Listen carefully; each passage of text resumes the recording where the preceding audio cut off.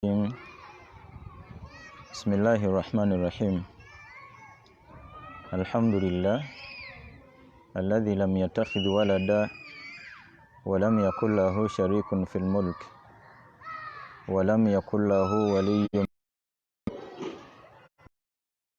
كبيرا وأشهد أن لا إله إلا الله وحده لا شريك له وأشهد أن محمدا عبده ورسوله صلى الله عليه وعلى آله وصحابته ومن سار بسيره إلى يوم الدين يا أيها الذين آمنوا اتقوا الله حق تقاته ولا تموتن إلا وأنتم مسلمون يا أيها الناس اتقوا ربكم الذي خلقكم من نفس واحدة وخلق منها زوجها وبث منهما رجالا كثيرا ونساء الذي تساءلون به والأرحام إن الله كان عليكم رقيبا يا أيها الذين آمنوا اتقوا الله وقولوا قولا سديدا يصلح لكم أعمالكم ويغفر لكم ذنوبكم ومن يطع الله ورسوله فقد فاز فوزا عظيما إن أصدق الكلام كتاب الله وخير الهدي هدي محمد صلى الله عليه وسلم وشر الأمور محدثاتها وكل محدثة بدعة وكل بدعة ضلالة وكل ضلالة في النار أما بعد اجتوف الله أسانا تندرزبwenga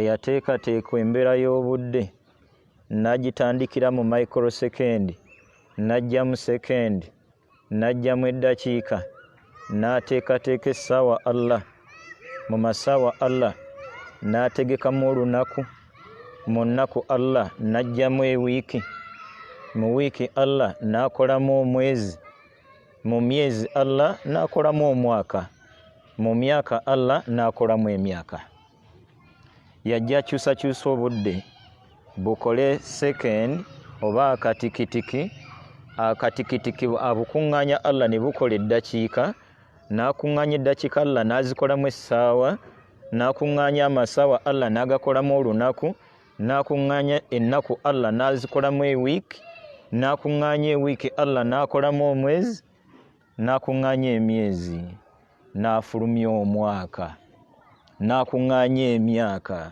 Allah jalla jalaaluhu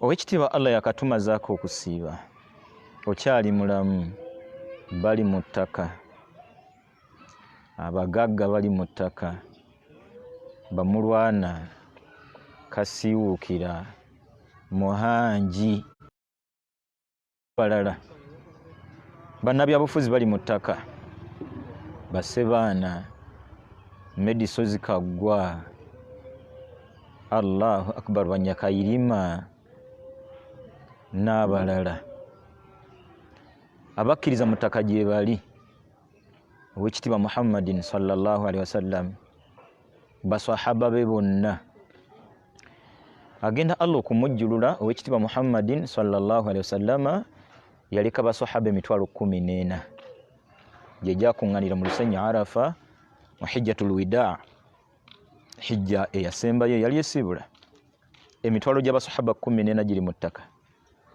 gwani nzaani tumutendereze Allah olutendezo olumwebaza Qur'ani giwaakadde kitabo kyammwe abakkiriza ani anaakubuulirira nga tobuuliriddwa bigambo bya Allah ani anaabikusomera ggwe ng'olemeddwa byesomera twafuna ekigezo nga babitusomera ennaku ezimu emirundi egimu babitunuza gye baagala gojja okubisoma olusoma olw'ekigendererwa waayo obudde waayo akaseera teekayo ebirowoozo byo Qur'ani tugiwaakadde lwe lutendereza Allah first class gw'oteeka okugyesomera kyova olaba mu bimu ku bibuuzo nabbi sallallahu alaihi wasallama bye yatulambikira mu hadithi ya Ubay ibn Ka'b ebibuuzo 4 mu kabbuli mu byo mwe muli wama ilmuk tunnyonnyole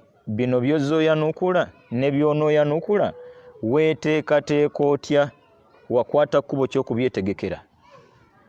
Ali anukula ekibuze kyakiyite agenda ga nti qara'tu kitaaba Allah, ekitabo kya Allah ebbanga lye namala mu duniya nakiwa obudde, nakisoma, si baakinsomera. Olina wakakisa k'obulamu okweyazaayaza bw'oyimiridde mu Qur'an. Bingi bye twetaaga okutegeera muyo, naddala okuggyayo message, obubaka Allah bw'ayagala okutubuulirira nabwo mu bulamu bw'edduniya. Ebigambo subhanallah, alhamdulillah n'ebirala tubiwa obudde. Oli mu mmotoka, bitala bikutte, ebigambo bye byekwateko. Nabbi sallallahu alaihi wasallam asibira omukyala yayitibwanga Muhsin, yali sahabiya. Mu biseera by'okukaddiwa kw'omukyala ono, Nabbi sallallahu alaihi wasallama yayitayo kalambule ku mukyala ono, naye omukyala yakozesa akakisa k'okukyaza omubaka wa Allah sallallahu alaihi wasallama, namwa nti ya Rasulallah murni bi'amalin, nsaba ombulireyo omulimu nga idha amiltuhu bwe nagwekwatako Allah nansitula nagwo. By the way, qissa eno bahadithi netandika na dha'ufa badani, mbiri nga gunnafuye, wakabura sinni n'emyaka gingenzeeko, famurni bi'amalin, mu bunafu bwange bwe ndimu nsaba ombulireyo omulimu nga bwe nagwekwatako nange Allah anaatuna mu nsonga zange, gunannyiga ebiwundu by'emirimu emirala gye sikyasobola kukola olw'emyaka gye ndimu, olw'obunafu bw'omubiri gwange. Yamulagirira bigambo subhanallah, alhamdulillah, la ilaha illallah n'ebirala. Allah tumwebaze, Allah tumwebaze. Wakati mu kigezo kye tulina ekya coronavirus, osaana webalizeemu nnyo Allah tabaraka wa ta'ala. Bingi kubanga programu eno Allah eya coronavirus COVID-19 Allah yagitandika otereseewo mmeka? Ezo zozze ng'olyako paka olwaleero. Abamu Allah yatuyingiza ekiseera kino nga tetutereseewo yadde emitwalo 2. Bw'ogattagatta ze twakalya zisoba mu bukadde. Abange Allah tumwebaze. Leka tuga nti nze mbyenjize mu kawuka kano njiza okusevinga. Gobanga tuga nti obadde olyanga kuzewa sevinga y'ensonga lwaki oyize kusevinga. Nedda. Si kye ekyokuyiga ekiri awo. Ekyokuli mbyenjize mu programu kawuka kano mu COVID-19, omuntu tabeera na mulimu gumu, obadde olya kugwa kubiri. Omuntu oba ayina omulimu gumu oba ayina 3, tusigala Allah yatulabirira, tusigala Allah yatutegekera. Abange Allah tumwebaze. Bingi ebisoomooza mu bulamu bwaffe ebinajjanga era ebibadde nga bijja.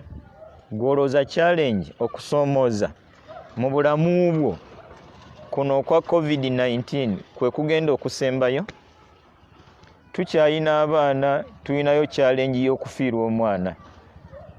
Tukyayina abamu, tuyina abazadde, tuyinayo okusoomoozebwa kw'okufa kw'omuzadde.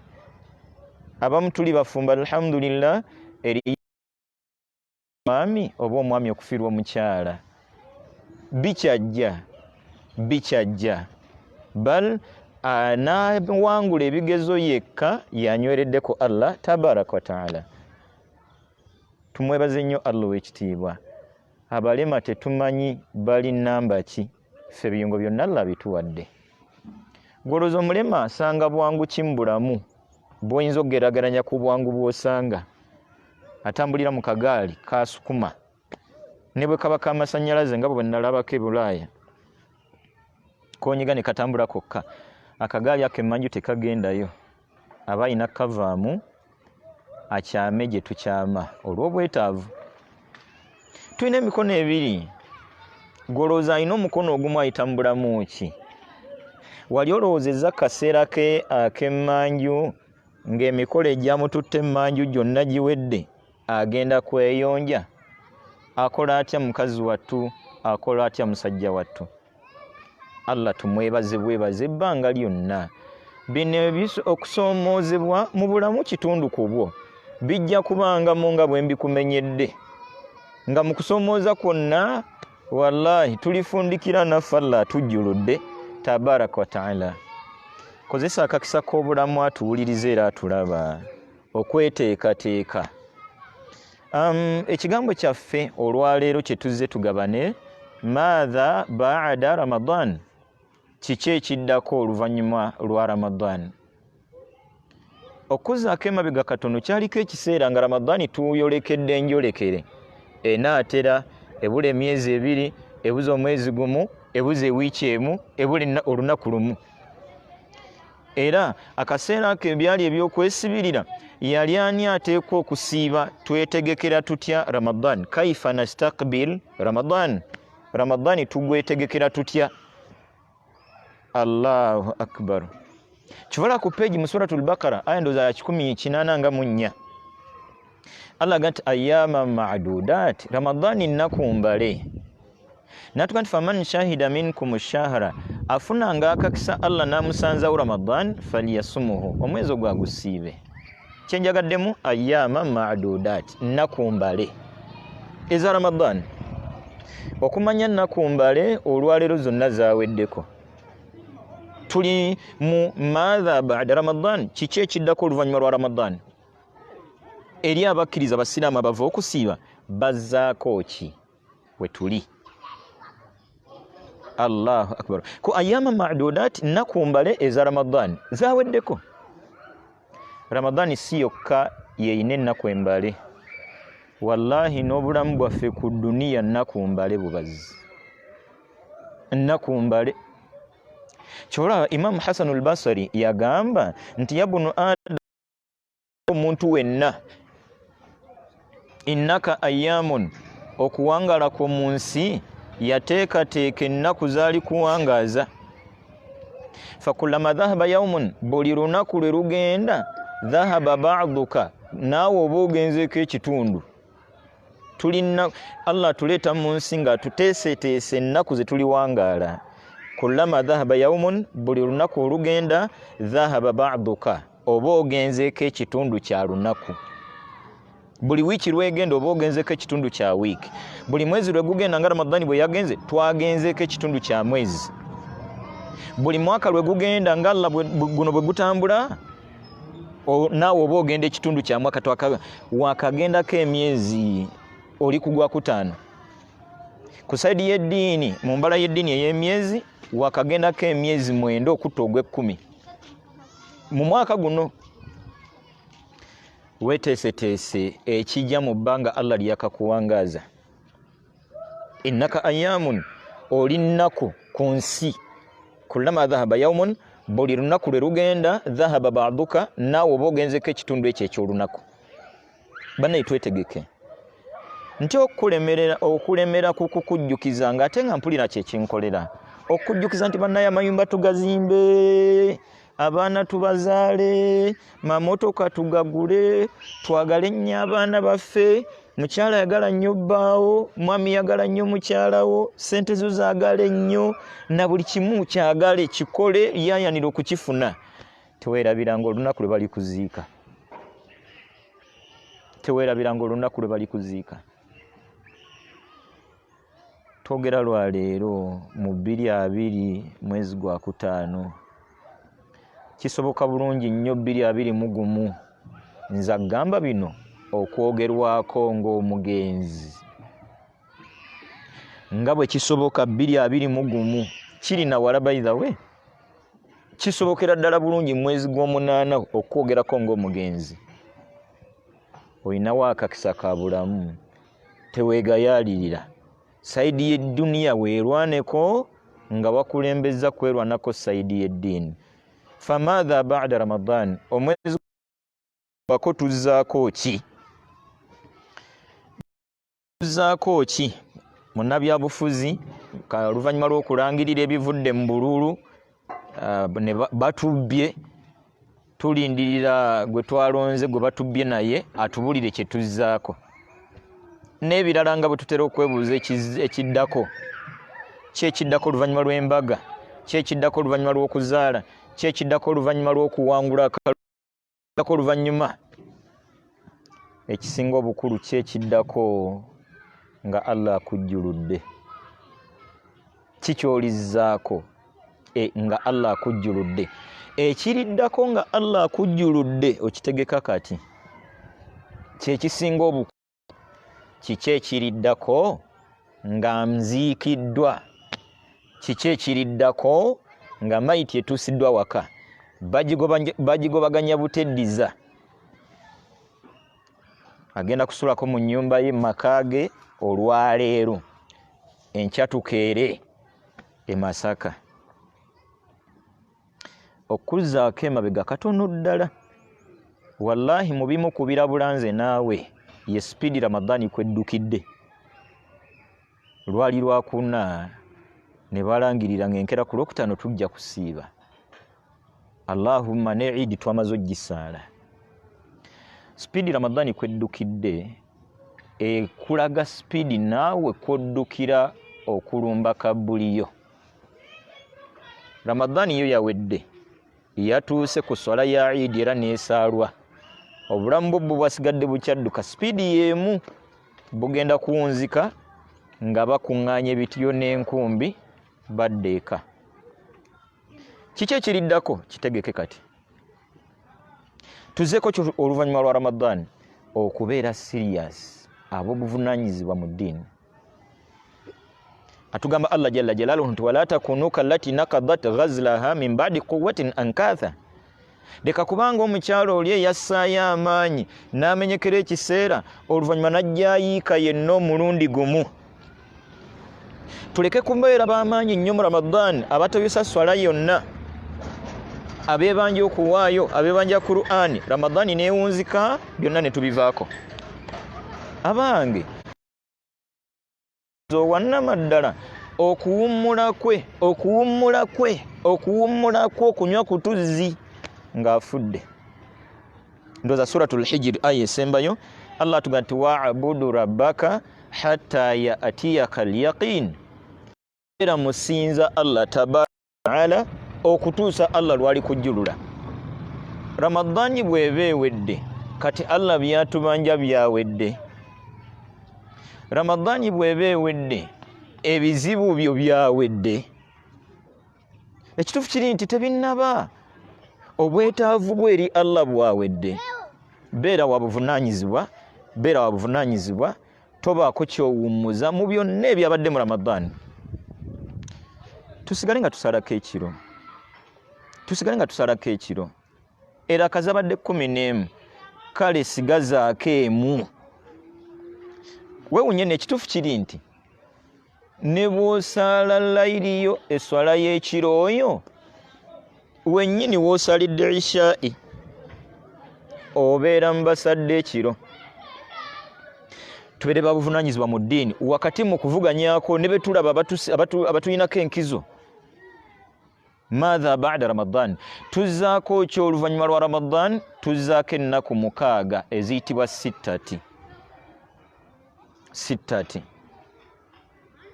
Ekituufu amanyi obunafu bwe eyeenyooma asobola nti kantandikirewo enkya lwakusatu simbula. Obadde okimanyi nti kayinza okuba nga ke kakisa ka Ramadhan kokka akeenu gye twawunzise kokka nga koobadde osigaza mu bulamu bwo. Bw'otogattako nnaku zino 6 oba obaze oba teweegayaliridde. Tubeere babuvunaanyizibwa. Ennaku 6 weekambe nzito nzibu zikaluba weerwaneko weekambe fungiza. Tomanyi kiki ekitegeeza ennaku ezo 6 ku minzaani y'emirimu gyo. Nsaba Allah atuwe emitima egyerekereza. Bal ennaku ezo 6 ziina omwezi gumu guno ogwa Shawwal, omwezi ogw'ekkumi. Mwoteekwa okulonda ennaku 6. Si kyatteeka ziva kumu. Ekikulu kulondamu nnaku 6. Maatha ba'da Ramadhan. Tuzzaako ki oluvannyuma lwa Ramadhan? Tuzzaako ennaku 6. Ffenna abaasibye Ramadhan kubanga ffenna twetaaga kirungi. Ffenna twetaaga birungi. Ffenna twetaaga bya bbeeyi. nabwe gutyo eyasiba Ramadhaani yokka n'atagoberezaako nnaku mukaaga talina waagenda kuvuganyiza yayongerezaako nnaku mukaaga mu mwezi ogwaddako ogwa Shawwal. Hadithi ya Abi Ayyub al-Ansari nabbi yatugamba sallallahu alaihi wasallam nti man sama Ramadhan, omuntu yenna asiba omwezi gwa Ramadhan thumma atba'ahu sit, n'agoberezaako ennaku mukaaga mu mwezi oguddako ogwa Shawwal, maaso ga Allah agenda kusanga empeera za kusiiba mwaka.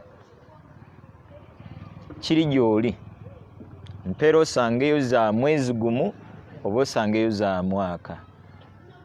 Nsaba Allah w'ekitiibwa atuwe obuvumu n'obumalirivu ku byonna ebitegeeza eddiini.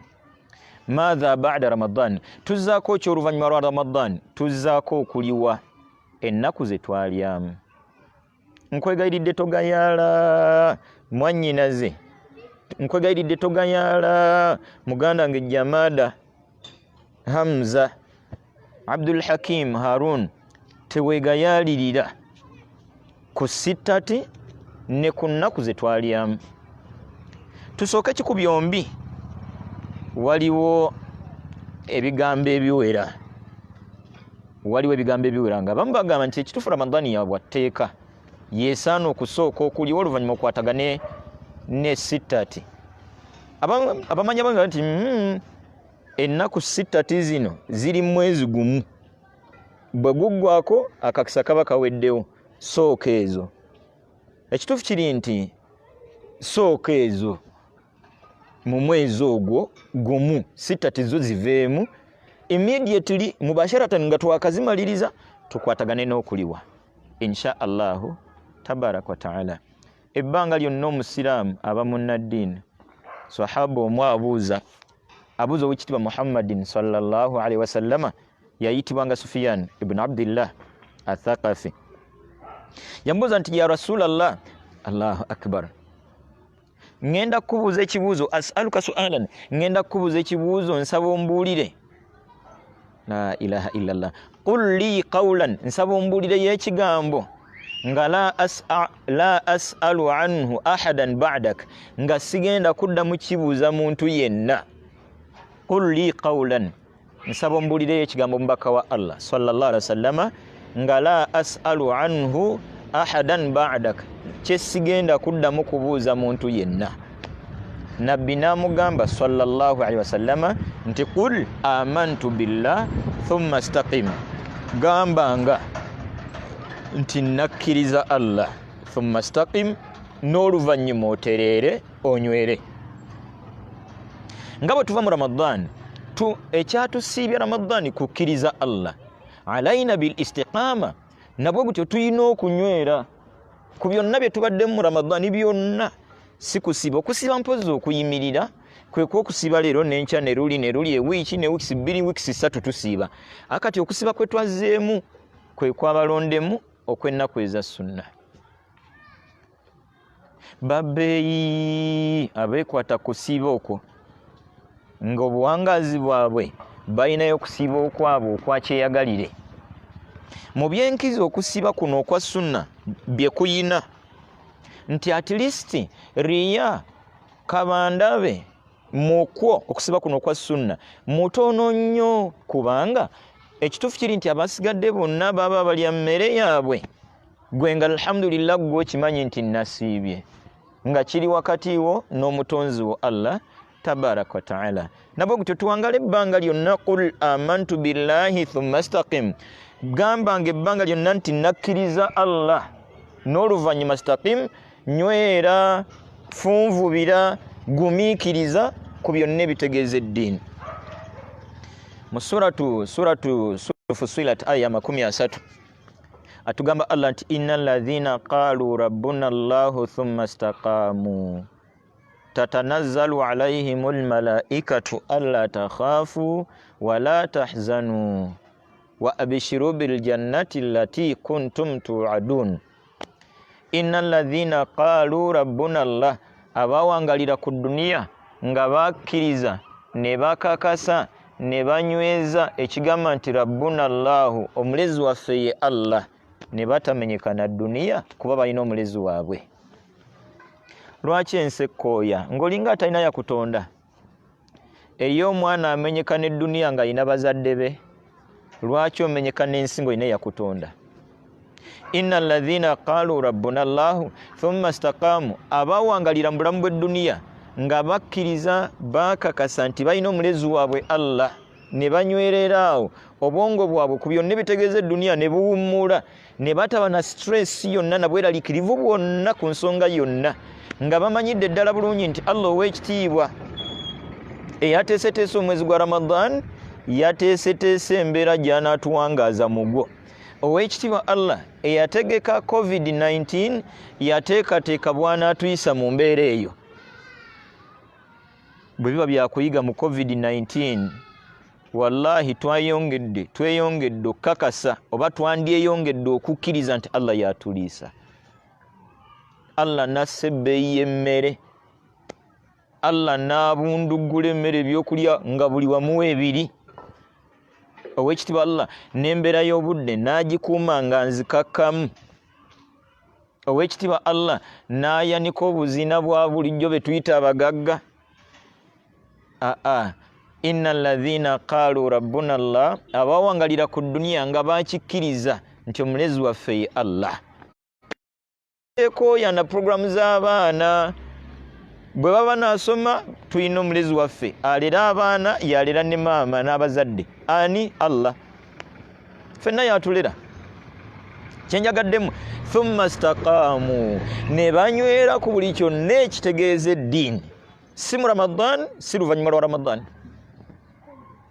Ne banywera ku buli kyonna ekitegeeza eddiini, si mu Ramadhan, si luvannyuma lwa mwezi gwa Ramadhan. Abafaanana bati Allah nga tatanazzalu alaihimul malaika, nga akaseera k'okubajja mu dunia kasembedde, Allah abassiza abatumira malayika n'obubaka obw'essanyu. alla takhaafu, yadde ab'eŋŋanda zo bambi bakaaba banakuwadde, abaana bo bali mu maziga okuvibwako kitaabwe, naye alla takhaafu, gwereka kutya, wala tahzanu, genda okufuna obubaka obwo, amawulire ago. alladhina qalu rabbuna allahu, abawangalira ku dunia ng'emitima gibali wamu, ne bwafiirwa mwana ng'akkiriza nti eyamumpa Allah yamututte, ne bwafiirwa mwami ng'omukyala akkiriza nti already Allah era yabadde atuliisa ng'ayisiza mu jjuma oba mu yasiini, Allah waali tafudde. Abubakari yaliko ekyokuyiga mu kufa kw'owekitiibwa Muhammadin sallallahu alaihi wasallam. Okufa kw'owekitiibwa Muhammadin sallallahu alaihi wasallam, Abubakari kwamusanga mu nnimiro erisaidiza Quba. Quba bali bawangaliddeko Madina bamanyiyo. Abubakari bamutumira omuvubuka agenda amuyita amubikire. Eyamubikira Abubakari yawumuza enkumbi ne bajja bonna paka mu maka g'owekitiibwa Muhammadin sallallahu alaihi wasallam. Abubakari yawaganya buwaganya mu bantu, n'ayingira mu nnyumba y'owekitiibwa Muhammadin sallallahu alaihi wasallama, omwali mayiti ye, omubaka wa Allah sallallahu alaihi wasallam. Abubakari yanywegera ekyenyi kya mukwano gwe Muhammadin sallallahu alaihi wasallam. Biwanvu ebiri awo, saba Allah atusonyiwe, Allah atwanguyize. Oluvannyuma yafuluma ebweru mu bantu n'ayogera ebigambo bye twagadde. Omwalimu yenna byayinza okufulumayo agamba abasiraamu oluvannyuma lw'omwezi gwa Ramadhan. Abubakari agamba abasiraamu nti man kana ya'budu Muhammada, abadde azimbidde eddiini eno ku Muhammadin sallallahu alaihi wasallama, nga gwe obadde osaala ku lwa Muhammad sallallahu alaihi wasallama, nga gwe obadde osiba ku lwa mbaka sallallahu alaihi wasallama, ng'obadde weeyisa bulungi ku lwa mbaka Muhammadin sallallahu alaihi wasallama, fa inna Muhammada qad mat, Muhammad afudde.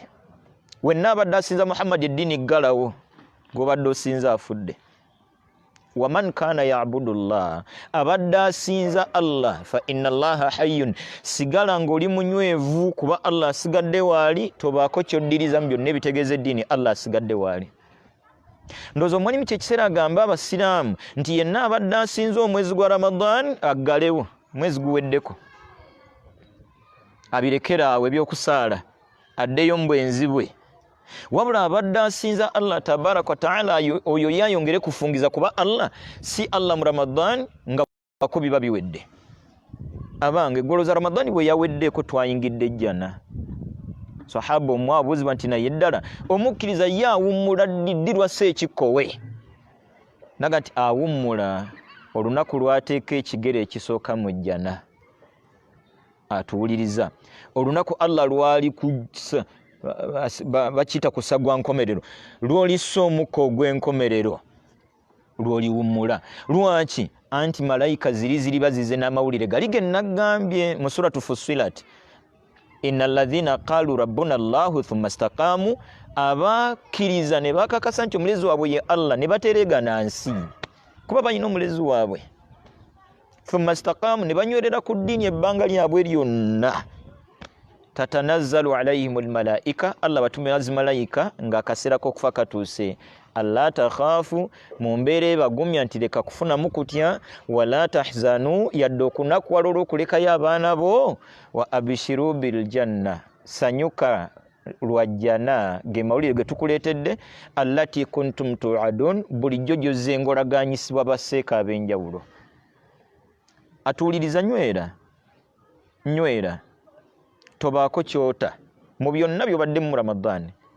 Ate oluvannyuma lwa Ramadhani kaseera kaba kakwebaza Allah. Gwani Allah gwasanzawo Ramadhani? Gwani Allah gwasiibiza Ramadhani? Ng'abamu Allah yagibasanzaawo ekyokusiba n'atakibawa. President yamusanzeewo teyasiibye, ate tasiibangako. Sebaana Ramadhani eno teyamusanzeewo, zonna ezaamusangayo emyaka 8 teyasibako n'emu. Gwani Allah gwasanzawo Ramadhani, Allah n'akusiibya. Nabwe buti Ramadhani bwe gwako kaseera kaba kakwebaza Allah tabaraka wa taala. Tetwabadde mu kkomera nti omuntu yavudde mu kkomera kati kyekiseera omuntu yeeyagaleko. Byokweyagala si bya wano, tulyeyagala nga Allah atujjuludde. Bavubuka mpulira ennaku zino bagamba balyambala engule y'edduniya. Engule y'edduniya oba tulijambala ddi masikini? Era ani yali ajambadde?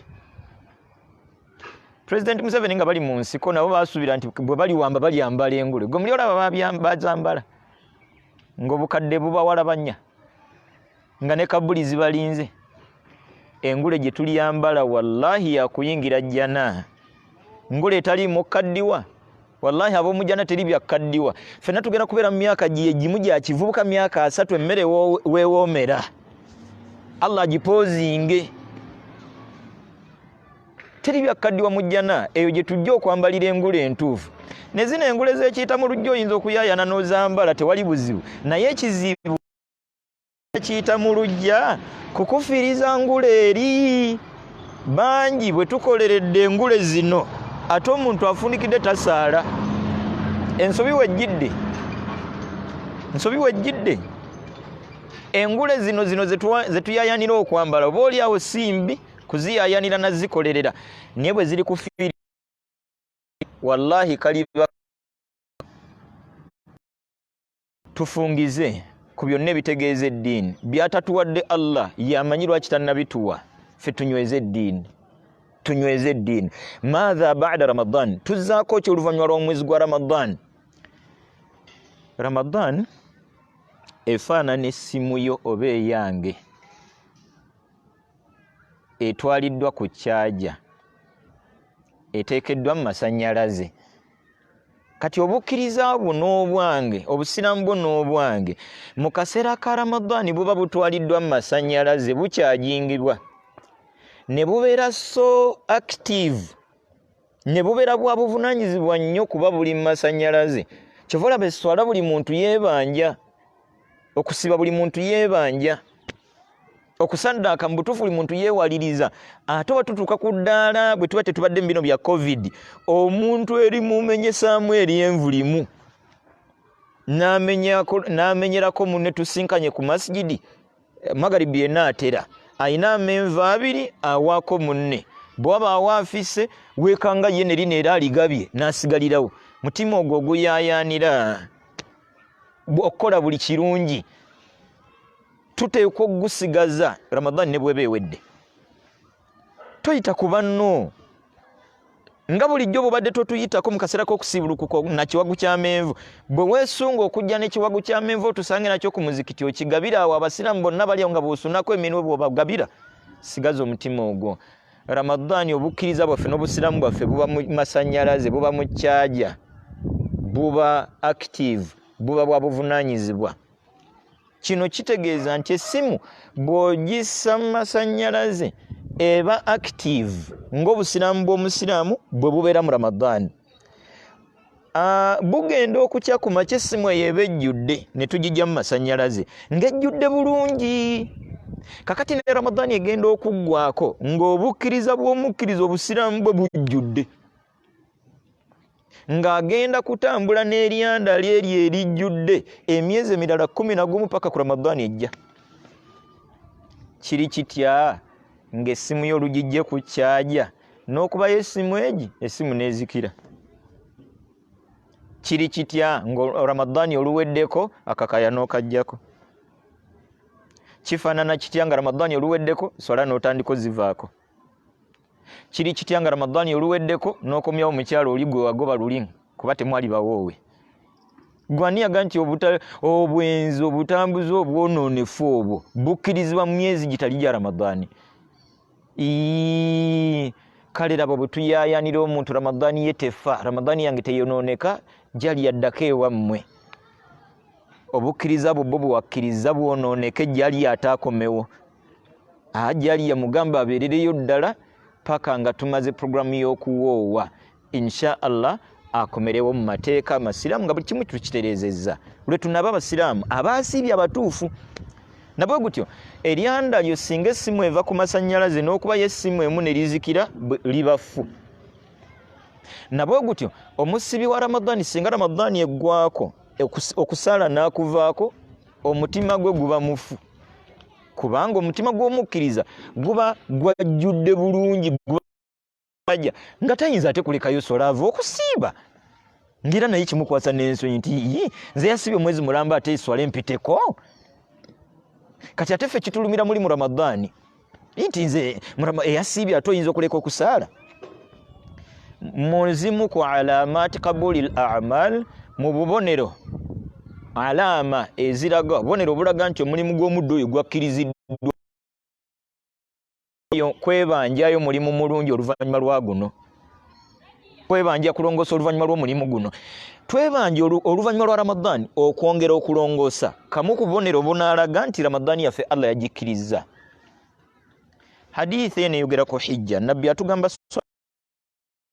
nti alhajjul mabrur, hajji Allah jakkiriza, laisa laha jazaa'un illa aljanna wala laisa lahu jazaa'un illa aljanna, tayinayo mpeera yayo okujjako ejjana. Abamanyi bwe bali bataggulula hadithi eyo baatulaga nga hijja eyogerwako ye hijja y'obulamu bw'omuntu obwakyukira ddala oluvannyuma lwa hijja, nga bwe yakola kikyusiza ddala. Eyali omugayavu mu kusaala kati ali serious, eyali omugayavu mu kusoma darusu kati wa buvunaanyizibwa, eyali omugayavu mu kusaalako ekiro kati tagambikako, eyali omugayavu mu kuwaayo okuva lwe yamaliriza hijja. Oyo ye hijja yayogerwako etayinaayo mpeera ndala okujjako ejjana. Nabwe gutyo ne Ramadhan yo neeyange ezikkiriziddwa, ye Ramadhan ekyusizza obulamu bw'omuntu nga bwonna waliwo enjawulo nnene wakati w'obulamu bw'omuntu nga Ramadhan tennaba, nga mbutuufu obugeraageranya n'obulamu bwe Ramadhan ng'ewedde, ng'enjawulo nnene. Kamu ku bubonero obulaga nti Ramadhan y'oyo Allah agikkiriza. Todda mu bwenzi, todda mu bwenzi, nkwegayiridde. Nkyala muleke, omwami muleke, bw'aba emyaka ena gye mwakawangala ng'alemereddwa okuwa si wuuwo muveeko. Oliyenda paka ddi? Oliyenda paka ddi omanyiddira olisinkana Allah? Lwaki kewawummuzza obwenzi mu Ramadhan tomaliririra ddala nti wallahi kino kyabadde kigezo Allah kulaga nti osobola okubawo nga tonywa mwenge, kuba omwezi mulamba nga togunywa. Osobola okubawo nga tonywa sigala, muviireko ddala. Osobola okubawo nga toyenda, osobola okubawo nga sula taliiwo. Sula tumuwerese mu mbeera y'obwenzi, tumuwerese. Bw'aba tasobola kukuwoowa muleke, muleke. osobola okubaawo kino Allah kyatulaze nga tonywa mwenge osobola okubaawo nga weebikirira ng'ofaanana bulungi weebikiriridde omwezi mulamba kino kitegeeza nti osobola naawe osobola yali motoba ya Obama yes you can ku byokoze mu Ramadhan ndooza biraga nti yes you can osobola okusiiba bw'oba osibye omwezi mulamba kati zino ennaku mukaaga tezikulemera kuki tusobolera ddala bulungi okuyimirirako ekiro obadde okimanyi nti mu swala ez'ebbeeyi eswala za sunna zonna eswala ezisinga ebbeeyi swala ya kiro bwe weekengera otulo otungi nja kulemerera okuzuukuka saala layiriyo ng'omaze isha isaala iraka yeegi isha ibweggwa saala iraka za sunna bbiri ez'oluvannyuma lwa ishai n'oluvannyuma osala iraka y'emu weebake oba ogende kubiddako atuwuliriza tomanyi bbanga lyosigaza ku nsi nga bwe simanyi lyensigaza tukozesa akakisa kano okulongoosa naddala oluvannyuma lwa Ramadhan eno tulifoominge twezze bujja mu byonna ebitegeeza eddiini naddala oluvannyuma lw'omwezi guno ogwa Ramadhan omuntu abeere omuyimirirako w'ekiro omuntu abeere omusibi wa sunna omuntu abeere omusaddaasi omuntu abeere omusomi wa Qur'an nga bw'abadde agisoma mu Ramadhan lwe tujja okumalako obulamu obulungi bwe tunoonya mu nsi tebuli mu bugagga bagagga wadde obulamu obulungi ne bweyongera beesamba bali bubi bw'olabanga bali obulungi bali bubi ebitoogerekeka obulamu obulungi buli mu ddiini tetujja kusingako wano atuwuliriza era tulaba tubadde ku maadha baada Ramadhan tuzzeeko ki oluvannyuma lw'omwezi gwa Ramadhan ne tukulambikira nti ekisookera ddala tuzzeeko okuba abakkiriza mu Allah ebyaddala nga bw'atulabiridde mu mwezi ogwa Ramadhan ye Allah waffe tuyitirize kumwetondera omuntu abeere mukkiriza mu Allah ebyaddala nga bwe batujjukiza obukkiriza nga tugenda mu Ramadhan ku banya abalalikako banya abateekwa okusiiba awo omuntu afuluma omwezi gwa Ramadhan nga mukkiriza obukkiriza obujjudde atayagala kuddamu kuwunyiriza lusu lwa zambi lyonna ebyo yabivaako yabimala bwe kiba kyetaaga kuleka gimu ku mikwano tugyerekereze emikwano egyatufuukira ensonga y'okwonooneka kwe twalimu nga bwe gyabadde gyatuwamu kaggapu nga twagenda kusiiba batuweremu ddala kaggapu batuveeko beerekereze beenenye beerekereze gye balifundika abakufuukidde ensonga y'okwonooneka ey'obutasaala balifundikira bennyini bakutte bitiyo nankumbi kuziika gogola obukkiriza bwo busigale nga bulinga bwe bwabeeredde ddala n'okusingabo mu mwezi ogwa Ramadhan ekyokubiri tuzzeeko ennaku 6 mu mwezi ogwa Ramadhan ekyokusatu tuzzeeko okuliwa ennaku ze twalyamu ekyokuna byonna bye tubadde mu mwezi gwa Ramadhan tuzisigaze okusiba Mande n'olwokuna obuwangazi bwo bwonna nga bw'osibye omwezi mulamba ne luno Mande lwakuna osobola ennaku enjeru wezisobola n'ekyokuna balembala y'emyezi emisiraamu omanye nti Ramadhan guba gwa 9 Shawwal guba gwa 10 Dhulqaada gwa 11 Dhulhajji gwe gwa 12 kati maaso awo tusigazza tuli mu Shawwal kale singa obibala mu mbeera y'obuvunaanyizibwa n'omanya nti Eid tugisaalanga lumu omwezi ogw'ekkumi ogwa Shawwal luba lumu omwezi ogwo gwa Shawwal bwe guggwako tugenda mu gwa Dhulqaada gwa 11 omwezi ogw'ekkumi ne tuba n'ennaku 10 ezisooka mu Dhulhajji zirimu ibaada mu mbeera ey'enjawulo ffe ebbanga lyonna twebuuza kusala ebisolo wasiiba Ramadhan lwaki wasigala tobala Eid eno egenda okutuuka nga gwe babuuza gwe wasiiba Ramadhan yidi yaddi nga wabala nti Eid eno eya Ramadhan twagisala nga lumu Shawwal nojjanga obala ennaku zino eza ibaada mu mbeera ey'enjawulo ezisooka Dhulhajji zituuke nga naawe ozimanyi nti kati twava mu mwezi ogw'ekkumi n'ogw'ekkumi n'ogumu gwaweddeko tuyingira ogw'ekkumi essaawa yonna waliwo ibaada ebyo bimu ku biraga obuvunaanyizibwa bw'omusiraamu mu ddiini ye gw'olibuuza paka ddi lwe tuli kubuuza ng'eyasiba Ramadhan era yasigala abala tusana tubuuze gwe obanga tetunnakubuza naawe tuga nti abaye mukimanyi nti wiiki ejja tuyingira ennaku 10 ezisooka mu mwezi ogwa Dhulhajji ogw'12 ennaku ezo 10 obadde okimanyi nti mwemuli olunaku lwa Arafa kyannaku okubanga omusiraamu amaze emyaka 3 tamanyi ennaku za mwezi za lunaku lwa Arafa. Olunaku lwa Arafa luba lunaku lwa 9 mu mwezi ogwa Dhulhajji. Okuva na leero kikwate Dhulhajji gwe mwezi ogw'12. Kati jangu ng'otambula madha ba'da Ramadhan Tuzzaako ky'oluvannyuma lw'omwezi gwa Ramadhan Tuzzaako okubalanga ennaku za buli mwezi ne zitutuusa mu nnaku 10 ezisooka mu mwezi gwa Dhulhajji ez'ebbeeyi. Omwezi ogwa Dhulhajji ogw'12 bwe guggwako ne tugenda mu mwezi ogwa Muharram ogusooka ogutandika omwaka kyannaku nga waliwo atamanyi na mwaka gwe tulimu ogwaffe ogw'abasiraamu. Kyannaku kyansonyi zuukuka tulaba era tuwuliriza. Duniya tekkooya, duniya tekkooya, duniya tekkooya. Nga bwe twawummudde ebidongo akaseera ka COVID-19 wallahi wandibiviiriddemu ddala. Okkirize nti ekitegeeza nsobola okubawo nga siri mu bidongo, nsobola okubawo nga siri na mikwano gyange giri emyonoonefu jangu ng'ogiseeseetukako mpolampola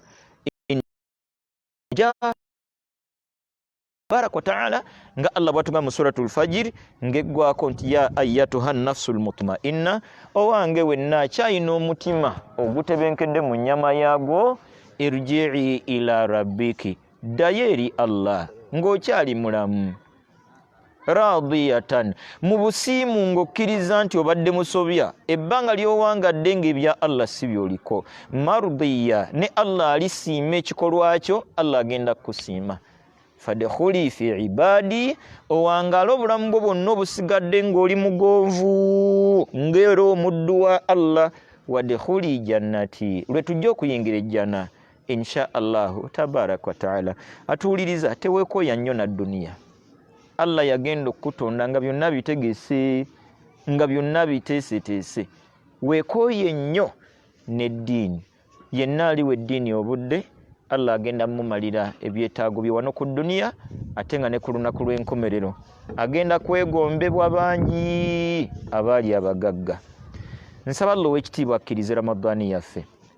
Nyiikira nnyo sigalera ng'omwenenyeza Allah nga bwe tubadde tumwenenyeza mbigambo naddala Allahumma innaka afuwun tuhibbul afwa fa'fu anna. Bibadde byogerwa nnyo mu Ramadhani tebikoma tebiggwa wabula mu Ramadhani naddala mu nnaku ezo 10 tuyitiriza biyitirize. Sigalayo mu kwetondera Allah, sigalayo mu kumwenenyeza, sigalayo mu kulongoosa wakati mu kunoonya Allah tabaraka wa ta'ala tusiima. Simanyi nnaku zensigaza ku nsi, simanyi weeks zensigaza ku nsi, simanyi bbanga lyensigaza ku nsi yadde emyaka. Nyina nzijukiza ennaku enjeru bwe tunaabala emyezi gino obadde okimanyi nti abamu batusinga obuvunaanyizibwa mu ddiini eno nga bo sitati zino mu mwezi guno ogwa Shawwal gwe tulimu bazibala ne bazifunamu nnyo tusingako ne bakola batya nti bo bajja bazisibira mu Mande na Lwakuna nti bw'asiba olw'Emmande n'enniya y'olw'Emmande ngadde olw'Emmande kuba lwa sunna najja asiba olw'Emmande n'enniya ya sitati kati n'asiba olunaku lumu n'alufunamu ennaku 2 ng'asibye olw'Emmande ng'olw'Emmande ate asibye n'olwa sitati mu lunaku lumu. Batero gamba ejjinja limu ne likuba ebinyonyi 2. Kati abamu baasibye Emmande wano balidde balinze Lwakuna asibe olunaku lw'olwokubiri mu sitati nga nalwo alufunamu 2. Kati abamu mu layini eyo ne balumba n'ennaku enjeru. Ennaku enjeru lwe lunaku olw'e13 olw'e14 n'olw'e15 mu mbala eno eyaffe ey'obusiraamu Ramadhani, Shawwal, Dhulqaada, Dhulhajji. Ennaku buli mwezi mulimu ennaku 3 enjeru 13, 14 ne 15. Kiri gy'oli gw'omanyi bw'onoobibala n'ekituufu kiri nti naawe nga bw'ovuganye no mu duniya wandivuganyiza ne mu ddiino nga nti nange ku luno sigenda kusiba bya kansibe nange ku luno ensibe erimu ekyama.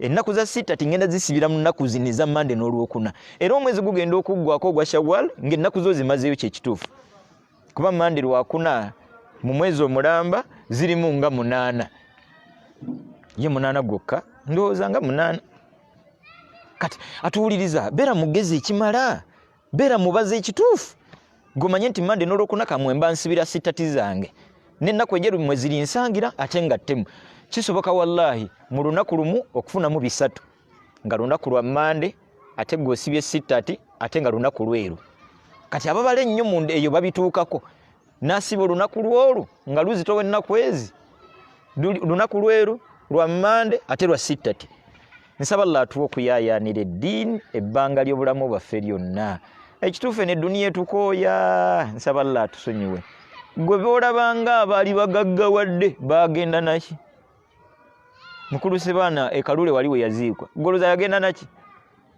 nze naawe tuligenda naki ebisobose Allah byatuwadde tubimwebaze byatannatuwa Allah yamanyi lwaki tannabituwa yamanyi Allah yamanyi abaana Allah ajja baweerera wallahi leero wabasendeza okubaweerera ziyisiriza ku ggwe bwakutwala Allah wallahi afuna walala waziyisa twekoya bwekoyo omuntu okutuuka okusuula eddiini olwa nkolerera abaana bange okolerera abaana boggwe oli mu bya kitaawo ene ebyo ebyabaana sagana nabigenda mu nnyo kubanga abaana bwe basoma ennyo ne babatikira bonna buli muntu n'afuna doctorate omuzadde n'afuna ki ekiri awo n'agaana akkaddiwa oba n'alemera ku duniya sagala kunafuya kukuweerera abaana baweerere naye sala pressure ekikulu mu byonna baana kubapaakinga mu ddiini abaana obasibiridde enkolagana ennywevu ennungi wakati waabwe ne Allah tabaraka wa taala kati waliwo atagenda obalabirira atali Allah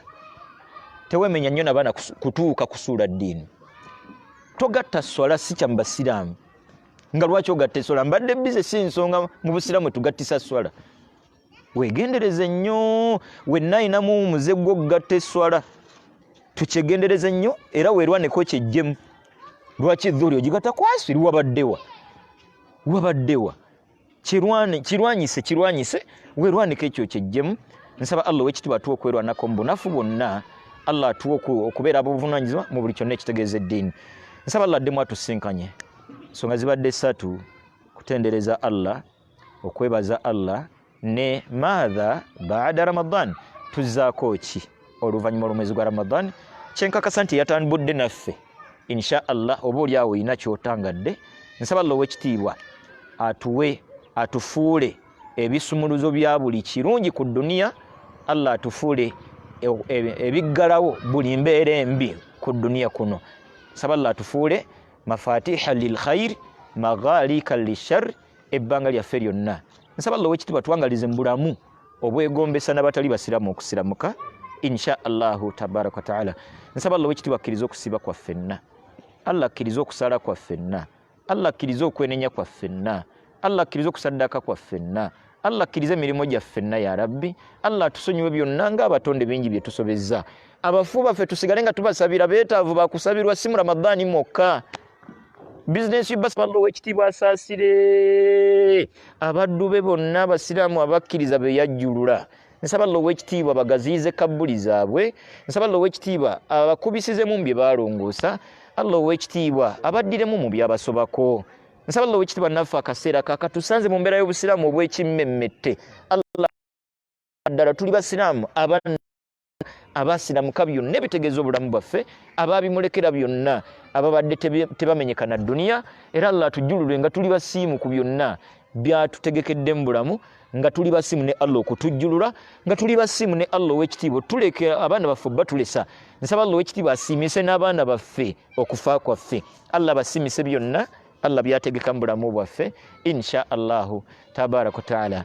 ojja kusigala ng'ogenda maaso n'okutugoberera maaso awo tugenda kudda ku kigambo la ilaha illallah tuddemu tukinnyonnyole obukulu bwakyo amakulu gaakyo empagi zaakyo obukwakkulizo bwakyo ebikyonoona n'ebirala tujja kutambula ffenna mpola mpola bw'anaaba allakkiriza insha Allahu tabaraka wa taala kantumira ababadde mu byuma omukulu Muhsin Ammar Kiti n'omwami Thurayya Sulaiman kijambu be babadde emabega mu byuma okutuusaako ekifaananyi ky'olaba n'eddoboozi lino nsaba Allah ow'ekitiibwa atuwe okukola ku lulwe byonna bye tukola. Subhana rabbika rabbil izzati amma yasifun wa salamun alal mursalin walhamdulillahi rabbil alamin. Wassalamu alaikum wa rahmatullahi wa barakatuh.